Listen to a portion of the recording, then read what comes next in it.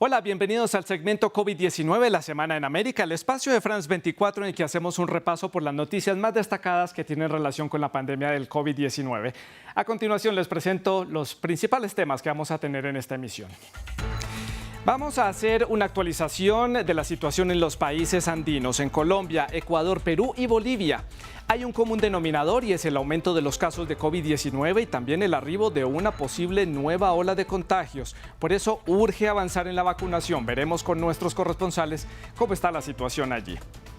Este aumento de casos tiene relación con ese anuncio y también esa advertencia que emitió la Organización Panamericana de la Salud, la OPS, que alertó sobre un aumento considerable de casos en todo el continente americano, cuando la mayoría de los países están eliminando las restricciones ante el buen ritmo de la vacunación. ¿Qué podemos hacer para contrarrestar el aumento? Lo veremos en unos minutos. Y hay alerta y también expectativa a nivel mundial por el aumento de casos de la llamada viruela del mono, que es originaria de África. Es una enfermedad que no es de alta transmisión entre los humanos, pero ¿qué tanto riesgo representa? La respuesta en nuestra consulta con el doctor Pérez. También hablaremos del aumento de casos en Estados Unidos y de ese tardío pico de contagios que está presentando Corea del Norte. Vamos a comenzar y lo vamos a hacer entonces con un repaso de las cifras. Veamos cómo avanzaron los números relacionados con la pandemia en algunos países de nuestro continente. Les vamos a mostrar cifras registradas de casos y de fallecidos en los últimos 28 días. Vamos a comenzar en el norte, en Canadá. Allí en los últimos 28 días han sido reportados más de 165,000 nuevos casos de COVID-19 y más de 1,900 personas han fallecido. En Estados Unidos los casos superan ya los 21,200 en los últimos 28 días. 600 personas han perdido la vida en ese país. En México los casos ya superan los 20,800, el número de fallecidos 500. Y vamos a finalizar en Brasil, en donde los casos reportados en los últimos 28 días superan los 371,000 y los fallecidos se cuentan ya por más de 2,400. Es momento para nuestra habitual consulta con el doctor Carlos Eduardo Pérez. Él es médico infectólogo y nuestro asesor científico aquí en France 24. Lo saludamos, él se encuentra en la ciudad de Bogotá. Doctor, como siempre, un gusto tenerlo aquí en el programa. Y comencemos despejando primero, doctor, esas dudas que hay en torno a la viruela del mono. Hay preocupación por la aparición de estos casos en Estados Unidos y en Europa. ¿Cuál es la diferencia con la viruela tradicional? Recordemos, Santiago, que la viruela es humana, es una enfermedad que ha sido erradicada del mundo y declarada así desde los años 80. Eso quiere decir, y es la única enfermedad infecciosa que con una vacuna se ha eliminado su circulación del planeta. Estas son familiares, digámoslo, o similares, virus similares, que recordemos que esta familia de virus, de estas viruelas, comparten en los animales y en los humanos ocasionalmente. Por eso se llaman zoonosis, cuando se transmiten de animales a hombres. Esta viruela, que es este monkeypox, que es de los simios, se han aparecido brotes desde 1970 muy segmentados, sobre todo en poblaciones africanas. Lo que llama la atención es que si bien es una enfermedad de baja virulencia, han aparecido casos en Europa y en otras regiones en una forma concomitante y en poco tiempo.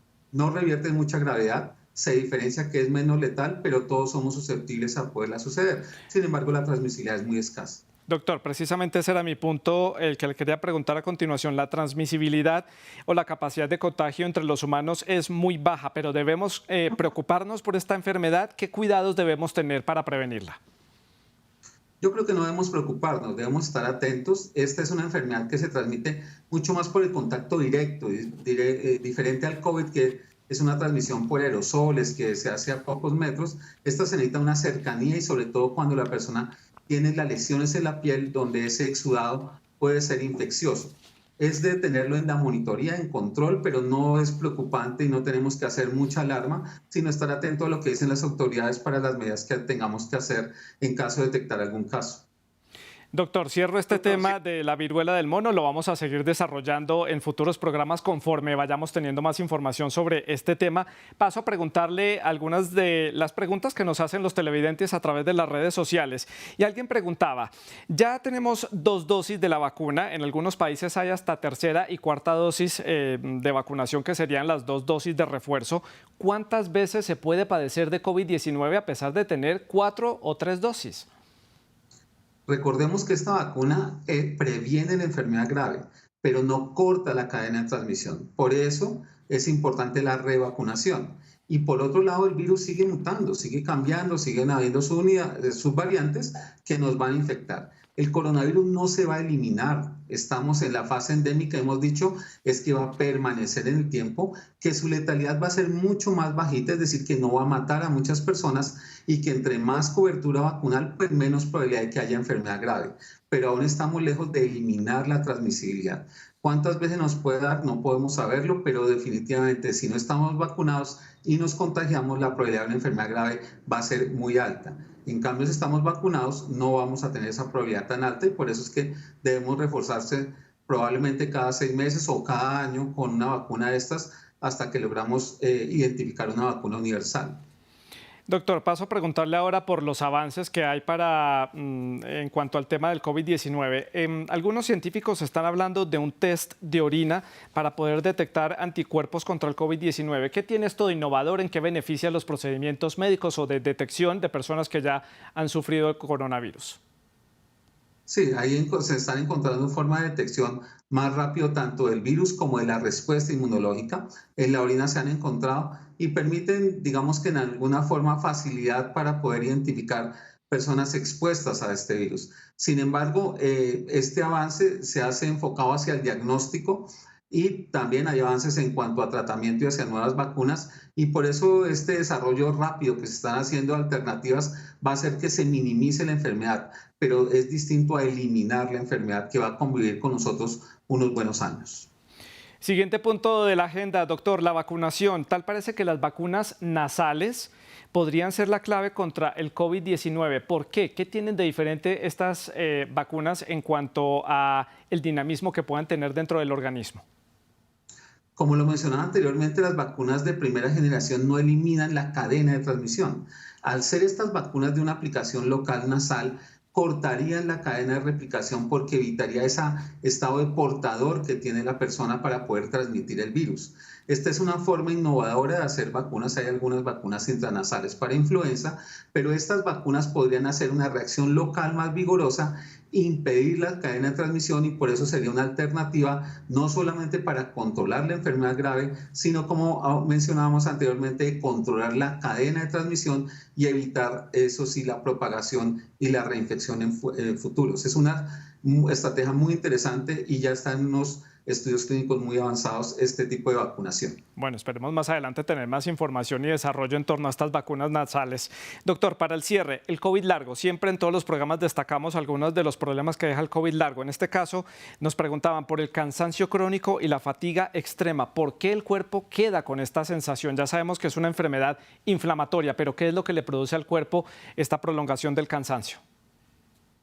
Al parecer, esa respuesta inflamatoria que es tan aguda en algunas personas, sobre todo en personas que tuvieron infecciones severas, es persistente la actividad inflamatoria. Es como si el virus hiciera un switch para que la respuesta inmunológica se disparara y esa respuesta inflamatoria fuera persistente en el tiempo. Y tal vez el síntoma más frecuente que vemos en post-COVID, esa sensación de fatiga, de desgano, de que impide realizar algunas actividades o si se realizan, la persona se siente y se cansa más rápido.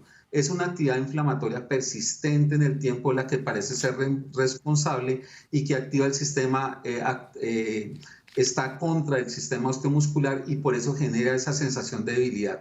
Todavía no sabemos cuáles son las alternativas de tratamiento, pero ya estamos identificando los factores de riesgo y probablemente en unos meses tengamos una respuesta para ofrecerle a este tipo de pacientes. Quedamos atentos entonces a esa respuesta, doctor. Muchísimas gracias por esta consulta y gracias por acompañarnos en el programa.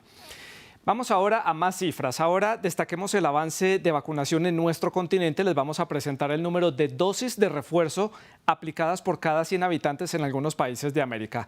Vamos a comenzar en el extremo norte, en Canadá, en donde ya han inoculado 54,27 dosis de refuerzo por cada 100 habitantes. En México la cifra alcanza 40,69 dosis de refuerzo. Nos vamos ya un poco más hasta el sur, Argentina. Allí han sido aplicadas 50,09 o 08 mejor dosis de refuerzo por cada 100 habitantes y vamos a finalizar en Brasil, en donde la cifra alcanza 43,43 dosis por cada 100 habitantes. Estados Unidos también está registrando un incremento considerable en el número de casos de contagios. Se esperan que las cifras aumenten debido a la llegada del verano en el hemisferio norte. 2 estados son los más críticos. Mamen Sala está en la ciudad de Washington y nos cuenta más detalles de cómo está la situación allí. Mamen, muchas gracias por acompañarnos hoy. ¿Y a qué se debe este repunte de casos? El presidente Biden ya anunció también un reparto de mayor número de pruebas para hacer un diagnóstico temprano y agilizar un poco la situación. Sí, los casos en Estados Unidos vuelven a subir. Según las autoridades sanitarias, 1/3 de los estadounidenses viven en zonas donde ahora se encuentran en riesgo alto de contagios y por eso recomiendan volver a utilizar la mascarilla en espacios interiores, algo que aquí ya ha dejado de hacerse hace bastante tiempo. Ahora mismo los contagios están subiendo, pero sobre todo están subiendo las hospitalizaciones, que eso, como recordarán, es lo que más preocupa ahora mismo a los sanitarios y en los que se está basando el baremo para ver si la pandemia está mejor o peor, en las hospitalizaciones y en las muertes. Pues bien, las hospitalizaciones han aumentado un 19% en tan solo una semana. Hay 3.000 nuevas hospitalizaciones diarias por COVID-19 en el país. La buena noticia es que de momento los fallecimientos por COVID-19 siguen manteniéndose bajos. Los 2 estados que más alerta, más contagios y más hospitalizaciones tienen ahora mismo son precisamente en esos 2 estados donde la pandemia pegó más fuerte al principio, que son California y aquí en Nueva York. Mamen, hablas del aumento de las hospitalizaciones, particularmente en la ciudad de Nueva York. Allí el alcalde local dijo que a pesar de este panorama no va a reimponer las restricciones ciudadanas.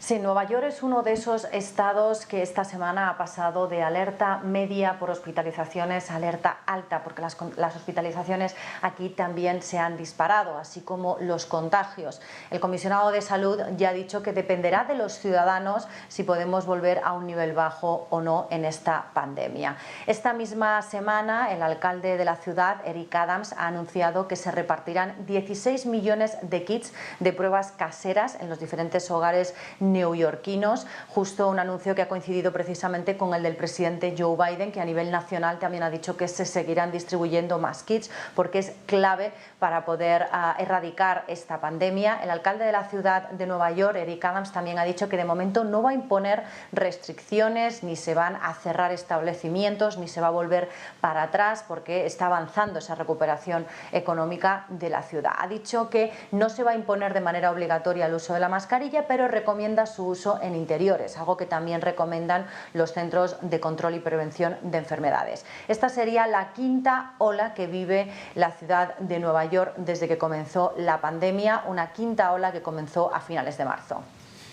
Mamen, también destacado esta semana el anuncio de la FDA que aprobó una nueva vacuna para ser utilizada entre los menores de edad. ¿Qué más anuncios dieron las autoridades allí?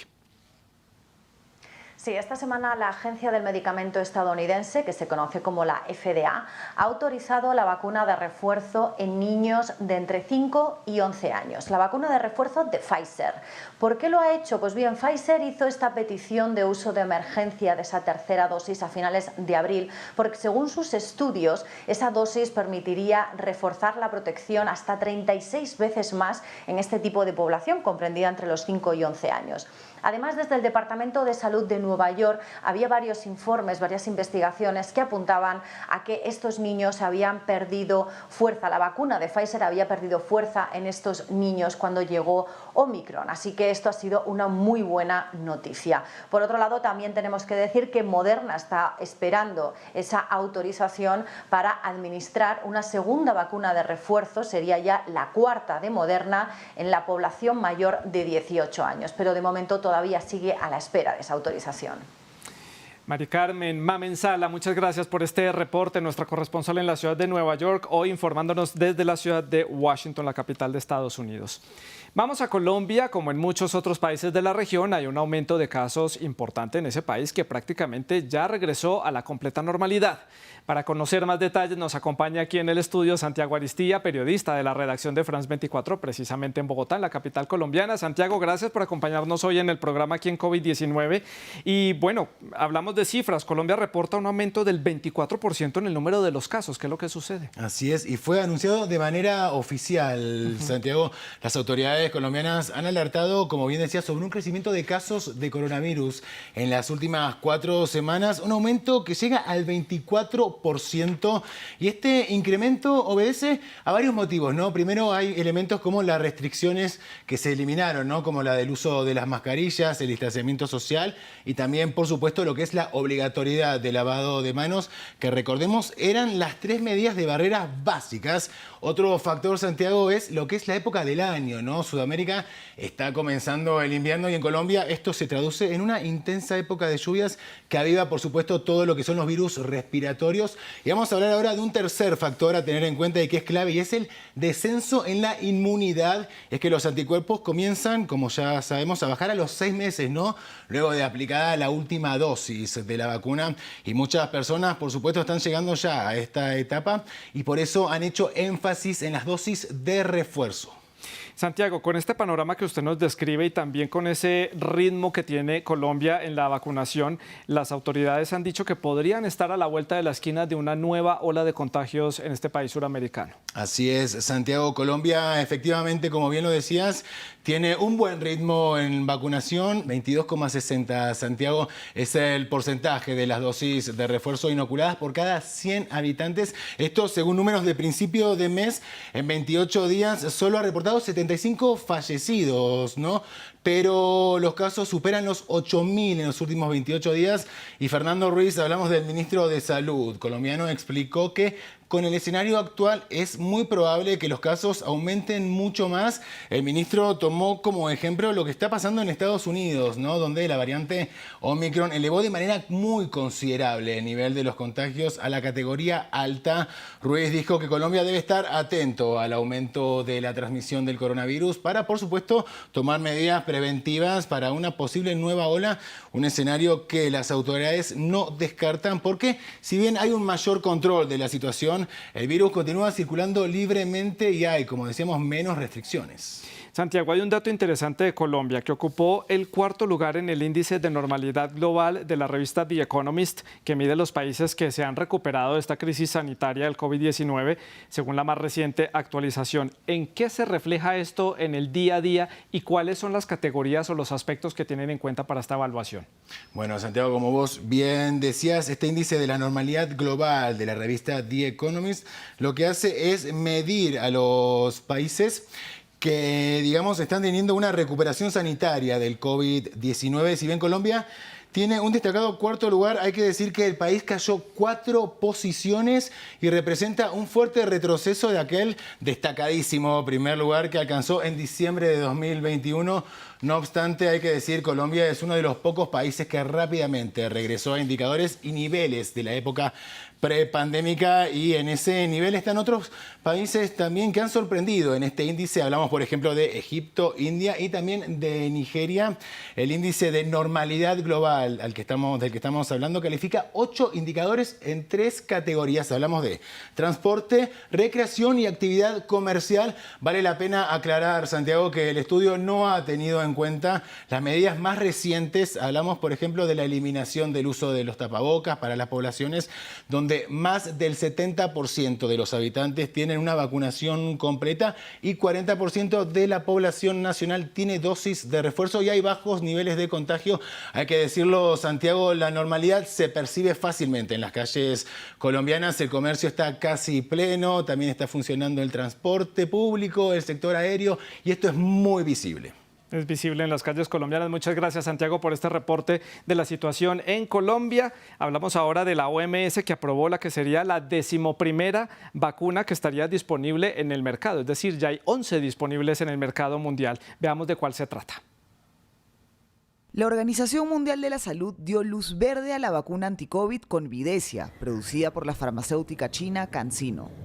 Nos complace anunciar que nuestra vacuna con Videcia contra el COVID-19 recibió la lista de uso de emergencia emitida por la Organización Mundial de la Salud, representando un hito importante para CanSino Bio y nuestros esfuerzos en la lucha contra la pandemia. De esta manera se convirtió en la 11ª vacuna en ser aprobada por la OMS y la 3ª producida en el gigante asiático junto con Sinovac y Sinopharm. Se trata de la segunda de la lista por detrás de la vacuna Janssen, que requiere de una sola dosis para un esquema completo de vacunación. Según estudios, este inmunizante, cuyo uso es sugerido para la población mayor de 18 años, tiene un 92% de eficacia contra el desarrollo de formas graves de la enfermedad y un 64% en cuanto a la protección contra síntomas, lo que le permite ser parte del mecanismo COVAX, creado por la OMS en cooperación con otras agencias, para distribuir a bajo precio y de forma equitativa dosis de vacunas contra el COVID-19 en todo el mundo. El procedimiento de inclusión en la lista de uso de emergencia de la OMS evalúa la calidad, seguridad y eficacia de las vacunas COVID-19 como requisito previo para el suministro de la vacuna COVAX. También permite a los países acelerar su propia aprobación reglamentaria para importar y administrar las vacunas contra el COVID-19. Otras vacunas que actualmente están en sus últimos trámites para ser aprobadas por la OMS son la desarrollada por la farmacéutica francesa Sanofi y la china Clover Biopharmaceuticals, que pronto podrían salir al mercado. Entre tanto, las vacunas cubanas, las únicas producidas en Latinoamérica, como la Abdala, Soberana 2 y Soberana Plus, todavía no cuentan con la aprobación de este organismo. Aún así, autoridades sanitarias de países como México, Nicaragua y Venezuela aprobaron su uso en la población. Por su parte, Irán está próxima a convertirse en la primera nación en ser autorizada para fabricar localmente el fármaco cubano. Vamos a conocer la situación de Perú. Nos conectamos hasta Lima con Francisco Zacarías, allí en la capital peruana. Francisco, gracias por acompañarnos. Y el reporte de varios casos de 2 de las 5 subvariantes de Omicron allí en Perú. ¿Qué dicen las autoridades? Hola Santiago. El Instituto Nacional de Salud de ese país lanzó la alerta de haber registrado las subvariantes BA1 y BA2 circulando dentro del territorio peruano. El organismo reveló que se había identificado 182 casos de BA2 en 10 regiones del Perú. Las autoridades sanitarias se encuentran preocupadas porque de este total, 6 pertenecen a la subvariante BA2.12.1. Científicos locales afirman que este nuevo descendiente de Omicron podría generar un rebrote de contagios. Estos 6 infectados son personas entre 22 y 64 años que viven en Lima, pero hasta ahora no hay hospitalizados ni fallecidos por BA2.12.1. Algunos expertos afirman que si esta variante avanzara en Perú, los adultos mayores, las personas con más de 2 enfermedades y quienes padecen males crónicos correrían mayor peligro. En esta línea critican el desinterés que está teniendo la población para vacunarse contra el COVID-19. Señalan que mientras en el mundo se avanza con la inoculación de la cuarta dosis, en este país solo el 59% de las personas cuentan con la tercera dosis. Francisco, allí en Perú las autoridades pronostican una cuarta ola que podría producir 16.000 fallecidos durante ese pico. ¿Están tomando medidas para evitarlo? Para el Centro Nacional de Epidemiología, Prevención y Control de Enfermedades, una posible cuarta ola del COVID-19 en el peor escenario generaría 16.996 muertes y 2.7 millones de contagiados, mientras que en un panorama leve, los decesos serían 4.361 y los infectados ascenderían a más de 1 millón. El Ministerio de Salud ha indicado que una cuarta ola de la pandemia se encuentra entre las probabilidades a desarrollarse en los próximos meses. Los funcionarios calculan que esto podría iniciarse en la quincena de octubre y se extendería hasta comienzo de 2023. Ante esta situación, diversos expertos recomiendan elevar la vacunación de la tercera dosis a más del 70% de la población para que el país se encuentre más protegido y emplear estrategias de prevención como reforzar las pruebas antígenas para que las personas con algún malestar puedan descartar si tienen el coronavirus y de esta manera evitar contagios masivos.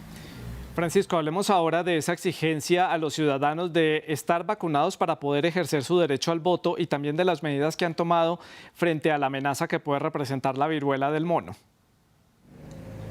La controversia surgió porque la Oficina Nacional de Procesos Electorales ordenó que para el sufragio de los ciudadanos es obligatorio mostrar el carnet con las 3 dosis de la vacuna contra el COVID-19 y quienes no lo tengan se restringe su participación.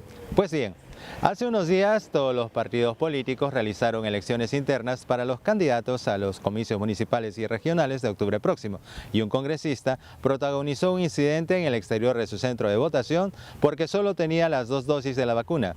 El legislador encendió la polémica del derecho a la salud pública versus el derecho al sufragio. Algunos constitucionalistas aseguran que la norma no es un abuso de autoridad y que en este caso la libertad personal se contrapone a la salud pública a la que el gobierno prioriza. Por otro lado, Perú declara la alerta sanitaria tras el aumento de casos de la viruela del mono en algunos países de Europa y América. A pesar que Perú no tiene ningún caso, el ministro de Salud, Jorge López, afirmó que la alerta es para prevenir cualquier eventualidad. Por el momento, las autoridades no han decidido la compra de vacunas, pero sí un monitoreo constante en la población. Gracias, Francisco, por este reporte desde la ciudad de Lima. Vamos a hablar ahora de Corea del Norte, que vive un incremento exponencial en el número de casos de COVID-19, cifras que aparentemente este hermético país no había registrado. En poco más de una semana, más de 1,7 millones de personas han sido contagiadas con lo que parece ser COVID-19, pero que las autoridades locales denominan como una simple fiebre. Unas 62 personas ya han fallecido, que es una cifra que puede ser mucho más elevada debido a la escasez de pruebas de diagnóstico, a la escasez de tratamientos y, por supuesto, de vacunas. En una reunión de emergencia del Politburó del gobernante Partido de los Trabajadores para abordar los recientes contagios por COVID-19 en Corea del Norte, el presidente Kim Jong-un criticó la respuesta irresponsable del Estado de cara al brote y acusó a funcionarios del gobierno y al personal sanitario de fracasos y negligencia a la hora de actuar. En respuesta, ordenó a los militares la distribución de medicamentos alrededor de todo el territorio nacional. En cuanto llegamos aquí, empezamos a distribuir medicamentos para los residentes. Organizaciones internacionales como la ONU y Human Rights Watch denunciaron que en Corea del Norte los recursos para testear, diagnosticar y hacer frente al virus son escasos y consideraron que las medidas adoptadas para controlar el virus, como nuevas restricciones a los viajes y el aislamiento de la población, podrían traer severas consecuencias. Estamos profundamente preocupados por el probable impacto en los derechos humanos del primer brote oficial de COVID-19. Instamos a las autoridades a que se aseguren de que todas las medidas son necesarias, proporcionadas, no discriminatorias, limitadas en el tiempo y acordes con la legislación internacional sobre los derechos humanos. Corea del Norte y Eritrea son los 2 únicos países en el mundo que no cuentan con un programa de vacunación contra el COVID-19. La comunidad internacional ha instado a Kim Jong-un a abrir canales de ayuda humanitaria para recibir medicamentos y vacunas, al tiempo que la OMS y algunos países como China y la República de Corea se han ofrecido a ayudar. Si Corea del Norte responde a nuestra ayuda, no escatimaremos en medicamentos, incluidas las vacunas contra el COVID-19, ni en equipos médicos ni en personal sanitario. En 2021, el país que lleva cerrado desde 2020 rechazó la donación de casi 5 millones de dosis. Según expertos, Pyongyang no aceptará el envío de vacunas porque implica recibir personal externo que asesore las cadenas de frío para distribuirlas. Sin embargo, varios medios han informado de aviones norcoreanos cargando suministros en aeropuertos chinos. Y mientras tanto, en Bolivia, el llamado de las autoridades a los ciudadanos es a vacunarse con la 4ª dosis de cualquiera de las vacunas disponibles. También se mantienen algunas restricciones a nivel regional para mitigar el aumento de casos que se está registrando allí. En La Paz está Mary Vaca con más detalles. Mary, como siempre, un gusto saludarla y gracias por acompañarnos en el programa. Y comienzo preguntándole por las autoridades de este país que están fomentando la inoculación de esa 4ª dosis de vacunas contra el COVID-19. Hola, ¿qué tal, Santiago? Así es, el gobierno de Luis Arce ha pedido a los ciudadanos bolivianos que concurran a hacerse vacunar con la 3ª y la 4ª dosis en contra del coronavirus, luego de que se registrara en el país la llegada de la variante BA2 de Omicron y que esto coincidiera con un incremento de casos de COVID-19. El gobierno ha informado que hasta la fecha se han comprado más de 23 millones de vacunas, pero se han colocado solo 13 millones de estas vacunas. Por eso es importante, dijo el gobierno, que la gente concurra a inmunizarse con la 3ª y la 4ª dosis. Respecto a los índices de vacunación, hay que decir que en el caso de adultos y de personas de la 3ª edad, este está por encima del 60%. Sin embargo, donde existe preocupación es en el grupo etario de jóvenes y niños, donde los índices están entre el 30 y el 40%. Mary, revisando las cifras, vemos que al igual que muchos países de la región hay una tendencia al incremento de cifras. Bolivia está registrando precisamente un aumento de casos de contagio de COVID-19. ¿Qué dicen las autoridades allí? Así es, en la última semana se ha producido un incremento inusual de casos de COVID-19, subiendo de 300 a 700 casos a nivel nacional, lo que ha causado una profunda preocupación del gobierno, pues dice que en el mes de junio podría llegar la quinta ola de COVID-19 y esto podría ser acelerado o empeorado por la llegada del invierno al país. En Bolivia, hasta la fecha, durante toda la pandemia, se han presentado más de 900.000 casos de COVID-19 y según las cifras oficiales, los fallecidos están a punto de llegar a los 22.000, aunque según cifras extraoficiales, los muertos están en el triple de lo que establecen las cifras oficiales.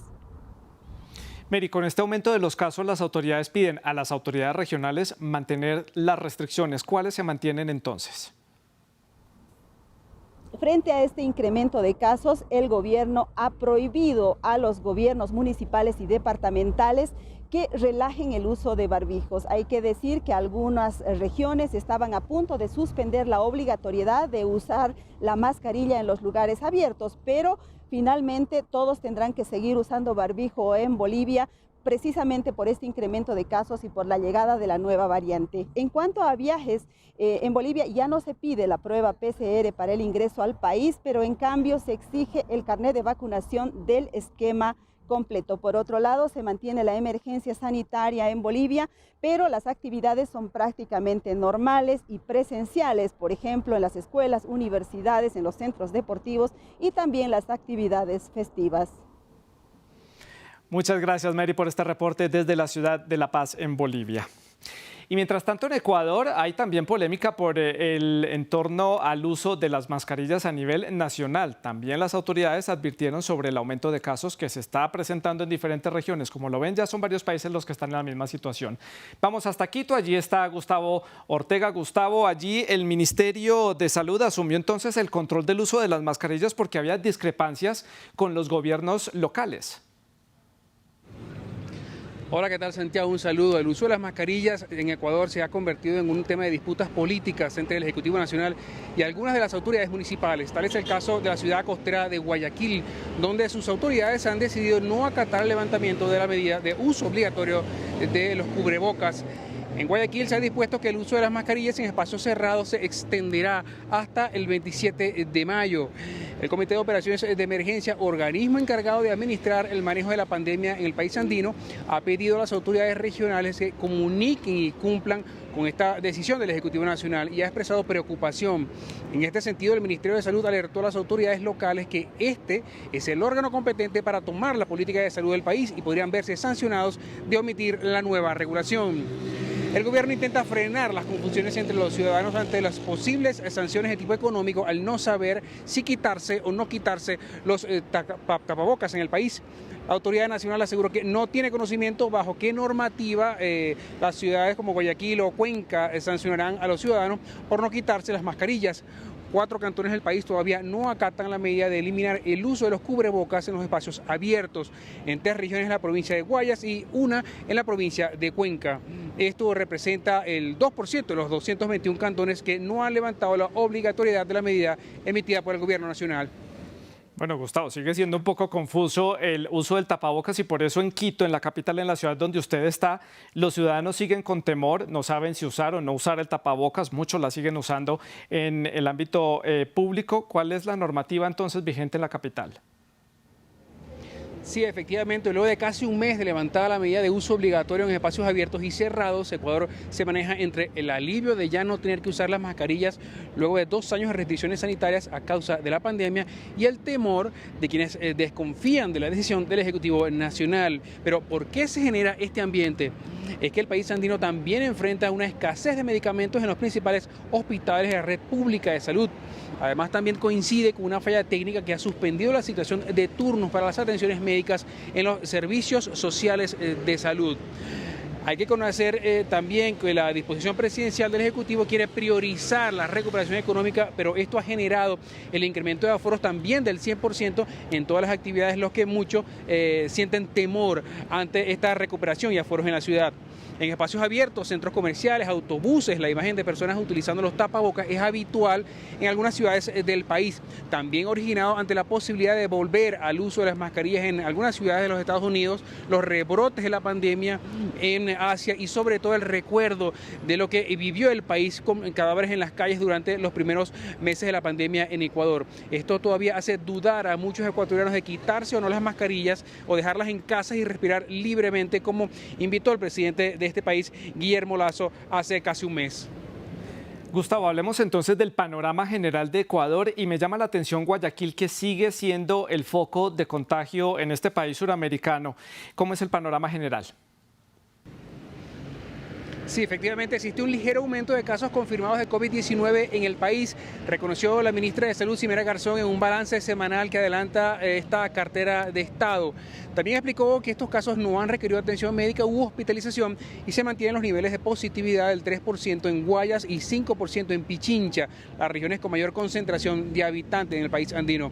Según la titular de salud, se trataría de personas que han dado positivo por sospechas y síntomas al realizarse una prueba de PCR. Aseguró que la mayoría de los cuadros médicos son leves, tanto en la ciudad capital ecuatoriana como en la ciudad costera de Guayaquil. Existen ligeros incrementos de casos, pero también aseguró que no existe demanda de unidades de cuidados intensivos y pocas demandas de camas de hospitalización en este país. Por octava semana, Ecuador mantiene un índice de positividad viral del 4% en pruebas de antígeno. Y finalmente alertó que existe un defecto o sesgo en la recolección de las muestras de PCR. Por ello, se modificará los lineamientos para los muestreos comunitarios. Gustavo, muchas gracias por este completísimo reporte desde Quito, la capital ecuatoriana. Y vamos a terminar nuestro programa dando un vistazo a otras noticias relacionadas con la pandemia que están destacadas en redes. Y es una noticia que reiteramos, la publica el diario Chicago Tribune. Titula, la OPS advierte sobre el aumento de casos de COVID-19 en América. La pandemia continúa. La OPS alertó sobre este aumento de casos y muertes por COVID-19 en las últimas 4 semanas. Las hospitalizaciones aumentaron en 18 países y las admisiones en terapia intensiva también aumentaron en 13 países y territorios. Este organismo internacional indicó que hay que tener en cuenta los números para poder actuar. Y así llegamos al final de COVID-19, la semana en América. Nos encontramos la próxima semana. Pueden seguir viendo France 24. Nos vemos. Hasta pronto.